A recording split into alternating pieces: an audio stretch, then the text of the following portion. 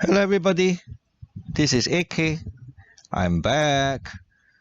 So in response to a blog I published earlier in the month regarding AIMS APAC REIT, specifically is perpetual bonds, a reader said to me 2 days ago that was the first time he saw me writing about perpetuals and the role they play when looking at REITs. Um, and he asked me if I could talk to myself on how much consideration I would give towards perpetuals that a REIT hold when I'm doing an evaluation. Right? It's because the reader said he thinks that perpetuals often obscure the true gearing ratio in inverted commas, since REITs do not need to classify them as debt. Well, and I'm if you don't remember that blog post, I'm going to put a link to the description box below regarding the blog post about AIMS APAC REITs, and you can go and read it at your own leisure. Well, I'm very sure I talked about perpetuals before, but it has been a while since I last talked about it. I definitely did talk about perpetuals in the case of real estate investment trusts as well.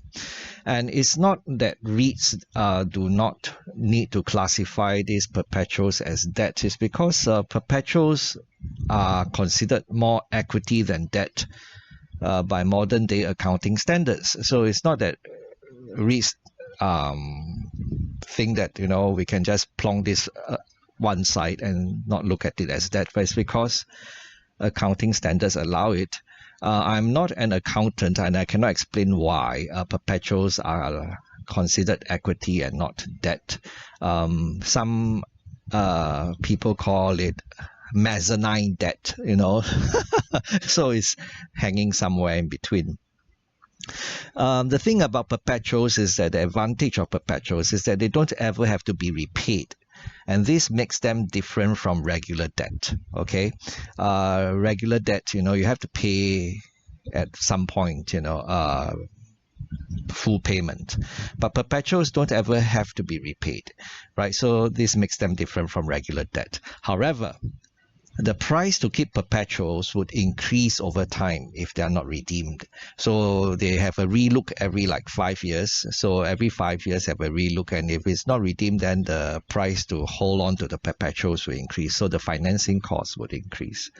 And this is something that we have to be mindful of, as it would affect distributable income from REITs. So whenever REITs have perpetuals in their books, you have to keep that in mind, right? Unless its income is able to increase at the same pace or faster, the perpetuals eventually the costs will catch up, right? And distributable income would take a negative hit. Okay, so that's about AIMS APAC REIT and the perpetuals. The next thing is that a reader asked me about Wilmar. And of course, I made a video about Wilmar not too long ago, and I'll leave a link to that video in the description box below. The reader asked me what I thought of Wilmar because its share price is badly beaten, and should we add or just hold for now? That is something I've always sidestepped. Okay, but I said there is no accounting for Mr. Market's moods. Price goes up, price goes down, but value is the same, right? So in my case, I'm simply holding, but if the stock price goes to $3 per share, which is where I see insiders buying more aggressively, I would be tempted to add, and chances are I would add, right? And what you do is really up to you, right? Definitely. You always bear in mind that we have different circumstances. And because we have different circumstances, we should have different strategies, different plans, right? Don't ever ride on someone else's coattails, right? Using me as an example, all right? My investment in Wilmar is considered large by many people because, and I did say it's one of my largest investments. However, if you put it in perspective, it's probably less than 5% of my entire portfolio. Right, probably less than 5% of my entire portfolio. And I have many other investments which are generating income for me. Right, so it's okay if Wilmar slows down a bit and doesn't perform as well for a while, right? Because I have a lot of other investments which are pulling the weight. But the nice thing about Wilmar is that it's still paying dividends. It's still profitable and it's still paying a meaningful dividend. So it's not as if it's dead weight.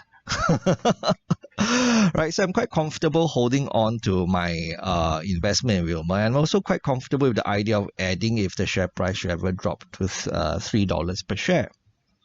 Right, so but like I say, that's just me. Okay, you do you. Don't just follow me blindly. And before I talk about T-bills, which is the next thing you see on screen, the last couple of days, I took a break from producing full-length video.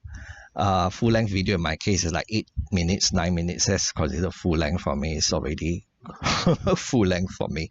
And I made a couple of shorts. So if you happen to come across the shorts I produced in the last 2 days. One is about T-bills and CPF OA money, and another one is about how not to run out of money in retirement. Do have a listen and see if you like it. Shorts are basically 1 minute clips from existing videos for people who don't have time to watch entire videos. And I hope I did a good job. If I did a good job, please give me a thumbs up and I'll keep doing it.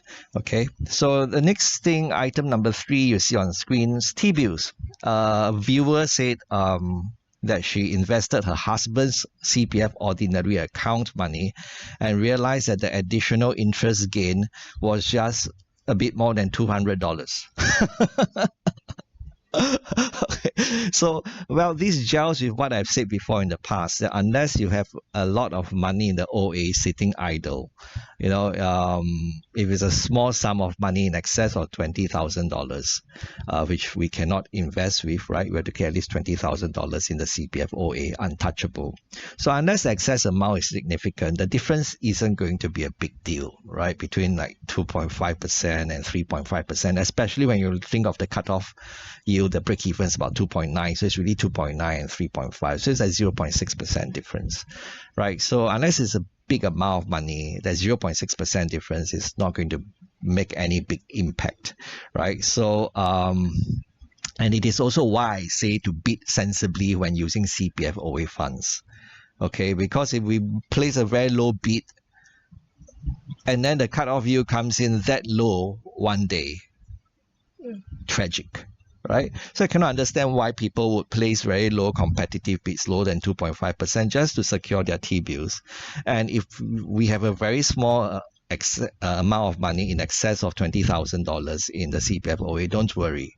Don't worry about buying T-bills with the money. We are not missing out on a lot of things, right? And I'm not missing out a lot at all, right? So let's move on. Item number 4, Singapore savings bonds. So of course the results are out, and yay, I got full allotment. I made an application for $22,000 and I got all of it. Anyone who has applied for $24,000 or less will have gotten 100% allotment.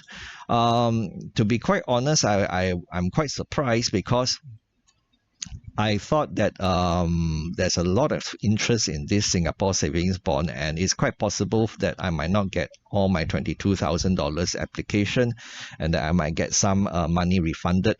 But surprisingly, I got all $22,000. I thought maybe I'll get $20,000, $18,000, but okay. I'm happy, right? More fixed income for me at a reasonably attractive yield. I was thinking that if there's money refunded, then at most I just put it to the next T-bill auction and just strengthen my T-bill ladder. No big deal. But I got everything. So, okay, that makes me happy. I hope you're happy too. Have a good weekend. If AK can talk to himself, so can you. Bye-bye.